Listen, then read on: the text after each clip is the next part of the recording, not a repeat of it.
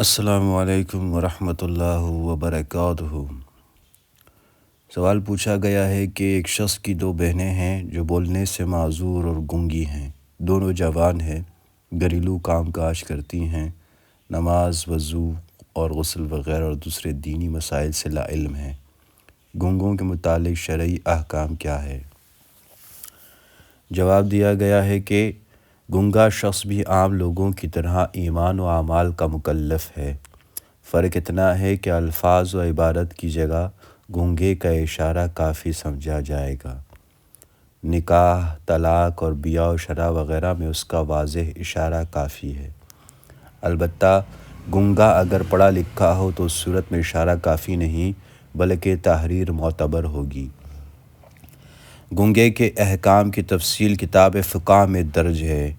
ان دونوں بچیوں کو دینی امور سے محروم رکھ کر والدین نے ان پر ظلم کیا۔ وہ بچیوں کو دینی تعلیم و تربیت سے آراستہ کر کے جنت کما سکتے تھے۔ جناب رسول اللہ محمد صلی اللہ علیہ وسلم کے ارشاد مبارک ہے کہ جو شخص دو بچیوں کی پرورش کرے یہاں تک کہ وہ بلوغت کو پہنچ جائیں تو وہ جنت میں آپ صلی اللہ علیہ وسلم کے ساتھ اس طرح داخل ہوں گے جیسے ہاتھ کی یہ دونوں انگلیاں ملی ہوئی ہیں۔ بحوالہ صحیح مسلم۔ والدین اب تک کی کوتاہی پر صدقے دل سے توبہ کریں اور بچیوں کی تعلیم و تربیت کا انتظام کریں۔ انہیں وضو، غسل، پاکی، ناپاکی، نماز، روزے اور دوسرے اسلامی احکام کی تعلیم و تربیت سے آراستہ کر کے اپنے گناہ کی تلافی کریں۔ سوال پوچھا گیا ہے کہ بعض لوگ بغیر دھڑ کے صرف سر کا کارٹون بناتے ہیں۔ یہ عام انسانی شکلوں سے مختلف ہوتے ہیں۔ مزاح خیز گول مٹول سے چہرے جن میں سے کچھ ہنستے مسکراتے اور کچھ روتے پیٹتے اور رنجیدہ نظر آتے ہیں۔ انہیں عرف عام میں ایموجی کہا جاتا ہے۔ عام انسانوں کی طرح ان کا کوئی حصہ جسہ کچھ نہیں ہوتا، نہ سر کے بال ہوتے ہیں۔ یہ محض رونے ہنسنے کی علامات ہوتی ہیں۔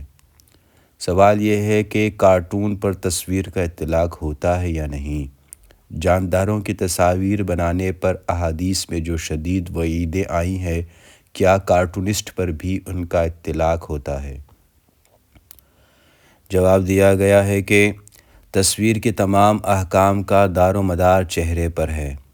انسان یا کسی بھی جاندار کے مختلف اعضاء بلکہ پورے دھڑ کی بھی تصویر بنا لی جائے چہرے کے بغیر تو کوئی گناہ نہیں، لیکن صرف چہرے کی تصویر بنائی جائے تو یہ گناہ کبیرہ ہے۔ چہرے کے کارٹون میں اگر اعضاء آنکھ، ناک، منہ وغیرہ واضح ہیں اور دیکھنے سے جاندار کی شناخت ہوتی ہے کہ یہ انسان یا فلاں جاندار کا چہرہ ہے تو اس کا بنانا اور پرنٹ کرنا حرام ہے۔ اس کا بنانے والا ان تمام وعیدوں کا مستحق ٹھہرے گا جو جاندار کی تصویر بنانے والوں کے لیے وارد ہوئی ہیں۔ سوال پوچھا گیا ہے کہ حاجی افعال حج سے فارغ ہو کر مکہ مکرمہ میں مقیم ہے، صرف طواف وداع باقی ہے۔ اس دوران اگر وہ حدود حرم سے نکل جائیں، مثلاً تنعیم یا جعرانہ جائیں تو کیا جزا لازم ہوگی؟ ان مقامات سے اگر احرام باندھ کر آ جائے اور عمرہ کرے تو کیا یہ جائز ہے؟ جواب دیا گیا ہے کہ تنعیم یا جعرانہ جانے سے کوئی جزا لازم نہ ہوگی۔ اسی طرح احرام باندھ کر عمرہ کر لے تو بھی جائز ہے، لیکن حج سے فارغ ہوتے ہی یہ کام نہ کریں۔ ایام تشریق 9 سے 13 ذی الحجہ گزرنے دیں۔ ان ایام میں عمرہ کیا تو دم لازم آئے گا۔ سوال پوچھا گیا ہے کہ غسیل الملائکہ کس صحابی کا لقب ہے؟ جواب دیا گیا ہے کہ سیدنا حنظلہ ابن ابی عامر رضی اللہ عنہ کو غسیل الملائکہ کا لقب دیا گیا ہے۔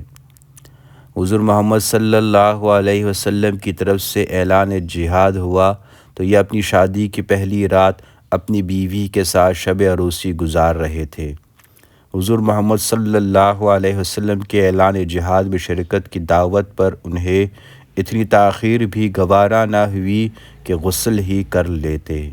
چنانچہ جہاد میں شریک ہوئے اور شہادت کے بلند مرتبہ پر فائز ہوئے۔ انہیں ملائکہ نے غسل جنابت دیا، اس لیے ان کا لقب غسیل الملائکہ قرار دیا گیا۔ سوال پوچھا گیا ہے کہ اللہ رب العزت کے لیے صیغہ واحد استعمال کرنا زیادہ بہتر ہے یا جمع کا صیغہ استعمال کرنا چاہیے؟ یعنی اللہ رب العزت فرماتے ہیں صحیح ہے یا اللہ تعالیٰ فرماتا ہے صحیح ہے؟ جواب دیا گیا ہے کہ اللہ رب العزت کے لیے واحد کا صیغہ استعمال کرنا چاہیے، جمع کا نہیں۔ ادب و احترام اپنی جگہ، لیکن اللہ رب العزت کی توحید کا تقاضا ادب و احترام سے بلند ہے۔ اللہ تعالیٰ فرماتے ہیں صحیح نہیں ہے، بلکہ اللہ تعالیٰ فرماتا ہے صحیح ہے۔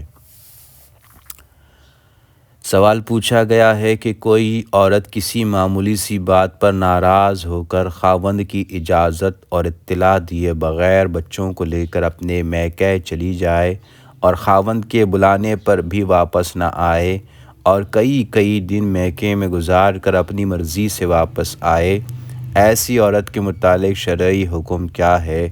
اس کا نان نفقہ خاوند کے ذمہ ہے یا نہیں؟ جواب دیا گیا ہے کہ خاوند کی اجازت کے بغیر گھر سے نکلنے والی عورت شریعت کی اصطلاح میں ناشزہ یعنی نافرمان و سرکش ہے۔ خاوند کو ناراض کر کے وہ اللہ رب العزت کو ناراض کر رہی ہے۔ اس بارے میں احادیث میں جو بیان کیا گیا ہے ان کا خلاصہ یہ ہے کہ 3 طرح کے لوگ وہ ہیں کہ ان کی نماز ان کے سر سے ایک بالشت بھی اوپر نہیں جاتی۔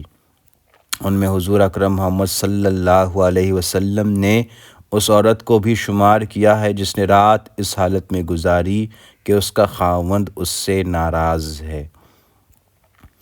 3 طرح کے آدمی وہ ہیں جن کی نماز بھی قبول نہیں ہوتی اور نہ ان کی کوئی نیکی آسمان کی طرف چڑھتی ہے۔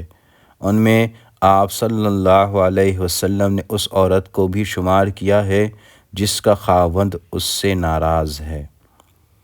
عورت جب گھر سے نکلتی ہے اور اس کے خاوند کو اس کا نکلنا ناگوار ہے تو اس پر آسمان میں موجود ہر فرشتہ لعنت بھیجتا ہے اور ہر وہ چیز لعنت بھیجتی ہے جس کے پاس سے یہ عورت گزرتی ہے، سوائے جنوں اور انس کے، جب تک وہ گھر نہ لوٹ آئے۔ ان ارشادات نبویہ کو مد نظر رکھتے ہوئے عورت کو خود فیصلہ کرنا چاہیے کہ وہ گھر سے خاوند کی اجازت کے بغیر نکل کر شوہر کو ناراض کر کے کیا کھو رہی ہے اور کیا پا رہی ہے۔ شوہر کی اجازت کے بغیر عورت گھر سے نکلنے کی صورت میں نان نفقہ کی حقدار نہیں۔ نفقہ صرف ان دنوں کا دیا جائے گا جو اس نے اپنے شوہر کے گھر میں گزارے۔ البتہ بچوں کا نفقہ ان کے والد کے ذمہ ہے۔ یہ جواب سوال کے 100% واقعہ کے مطابق ہونے کی صورت میں ہے، واقعہ اس کے خلاف ہونے کی صورت میں جواب مختلف ہوگا۔ سوال پوچھا گیا ہے کہ جس کمرے میں قرآن مجید رکھا ہوا ہو یا آسماء حسنہ کا طغرائے آویزہ ہو، اس کمرے میں لباس تبدیل کرنا یا ہم بستری کرنا کیسا ہے؟ جواب دیا گیا ہے کہ قرآن تقریباً ہر مسلمان کے گھر میں ہر وقت موجود رہتا ہے، اس لیے فقہائے کرام نے ایسے کمرے میں لباس تبدیل کرنے یا ہم بستری کی گنجائش بیان کی ہے، لیکن ادب اور احتیاط کا تقاضا یہ ہے کہ ایسے موقع پر قرآن مجید یا مقدس اوراق پر کپڑا ڈال دیا جائے۔ یہ ممکن نہ ہو تو لباس تبدیل کرتے ہوئے چادر اوڑھ لی جائے۔ میاں بیوی جماع کے وقت بڑی سی چادر اوڑھ لیا کریں۔ سوال پوچھا گیا ہے کہ کیا بالوں کا رنگ تبدیل کیا جا سکتا ہے؟ جواب دیا گیا ہے کہ سفید بالوں کا رنگ تبدیل کرنا مستحب ہے۔ حدیث شریف میں اس کی ترغیب دی گئی ہے، لیکن سفید بالوں کو سیاہ کرنا حرام ہے۔ احادیث میں اس پر شدید وعید آئی ہے۔ سیاہ رنگ خواہ خضاب کے ذریعے کیا جائے یا کسی اور طریقے سے، سب کا حکم یکساں ہے، لیکن یہ حکم اس صورت میں ہے کہ بڑھاپا چھپانے کے لیے بالوں کا رنگ سیاہ کیا جائے۔ اگر کسی کے بال قبل از وقت سفید ہونا شروع ہو جائیں، یعنی 35 سال جو بھرپور جوانی کی عمر ہے سے بھی پہلے، تو یہ بڑھاپا نہیں، بیماری ہے۔ ایسی صورت میں بالوں کو سیاہ کرنا جائز ہے۔ بعض اہل علم نے 40 سال کی عمر سے پہلے بال سفید ہو جانے کی صورت میں بالوں کو سیاہ کرنے کی اجازت دی ہے۔ سوال پوچھا گیا ہے کہ حالت احرام میں عورتوں کو کس بات کا خصوصی اہتمام کرنا چاہیے؟ جواب دیا گیا ہے کہ حالت احرام میں عورتوں کے لیے ضروری ہے کہ ان کا پورا چہرہ کھلا رہے، اس پر کوئی کپڑا نہ لگے، ورنہ انہیں دم دینا ہوگا۔ دم کا مطلب یہ ہے کہ ایک بکرا یا بکری ذبح کرنا ہوگا۔ عورتوں کو حج اور عمرہ پر جانے سے پہلے اس کے متعلق ضروری مسائل معلوم کرنے چاہیے۔ عورتوں کے لیے ان کا عام لباس ہی احرام ہوتا ہے۔